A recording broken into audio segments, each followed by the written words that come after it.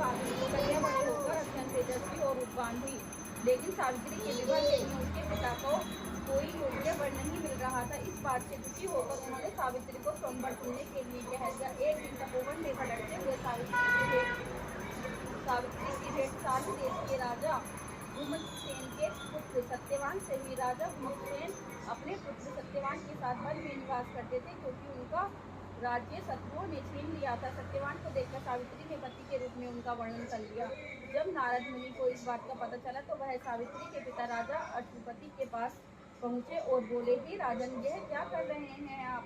सत्यवान गुणवान है, धर्मात्मा है और बलवान भी है, पर उसकी आयु बहुत छोटी है, वह अल्पायु है। 1 वर्ष के बाद ही उसकी मृत्यु हो जाएगी। नारद जी ने सावित्री को चेतावनी देते हुए कहा कि पुत्री, तुमने जिस राजकुमार को अपने वर के रूप में चुना है वह अल्पायु है, तुम्हें किसी और से विवाह करना चाहिए। ऋषिराज नारद की बात सुनकर राजा अश्वपति अत्यंत चिंतित और दुखी हो गए। यह सब देखकर सावित्री ने अपने पिताजी से कहा कि आद्य कन्याएं अपने पति को एक बार ही वर्णन करती हैं और राजा भी एक बार ही आज्ञा देता है, इसलिए मैं सत्यवान से ही विवाह करना चाहूंगी। सावित्री अपने निर्णय पर अडिग रही और आखिरकार उनका विवाह सत्यवान से हो गया। विवाह के पश्चात वे राज वैभव छोड़कर वन गमन कर गई और वहां अपने पति और परिवार की सेवा करने लगी। लेकिन सत्यवान की मृत्यु का समय निकट आ रहा था और इस चिंता में सावित्री अधीर होने लगी। सावित्री ने अपने पति की दीर्घायु के लिए उपवास रखना शुरू कर दिया। साथ ही उन्होंने नारद मुनि द्वारा कथित निश्चित तिथि पर पितरों का पूजन भी किया। जिस दिन सत्यवान के महाप्रयाण का दिन था, उस दिन वह लकड़ियां काटने जंगल गए। सावित्री भी उनके पीछे जंगल की ओर निकल पड़ी। वहां सत्यवान को दर्द होने लगा और वे मूर्छित होकर धरती पर गिर पड़े। सावित्री ने सत्यवान के सिर को अपनी गोद में रख लिया और वहां यमराज प्रकट हो गए।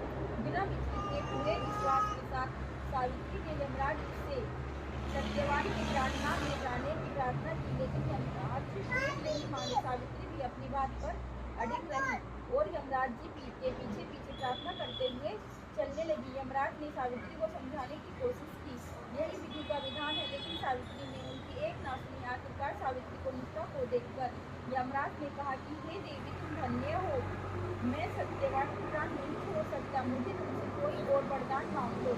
यह सुनकर सावित्री ने यमराज जी से कहा कि मेरे सास ससुर वनवासी और अंधे हैं, उन्हें आप दिव्य ज्योति प्रदान करें। यमराज ने उसे यह वरदान दिया और वहां से लौट जाने के लिए कहा, लेकिन पतिव्रता सावित्री यमराज जी के पीछे पीछे चलती रही। यमराज ने फिर से उन्हें लौट जाने के लिए कहा, किंतु इसके जवाब में सावित्री ने कहा, हे भगवान, मुझे अपने पतिदेव के पीछे पीछे चलने में कोई दिक्कत नहीं है।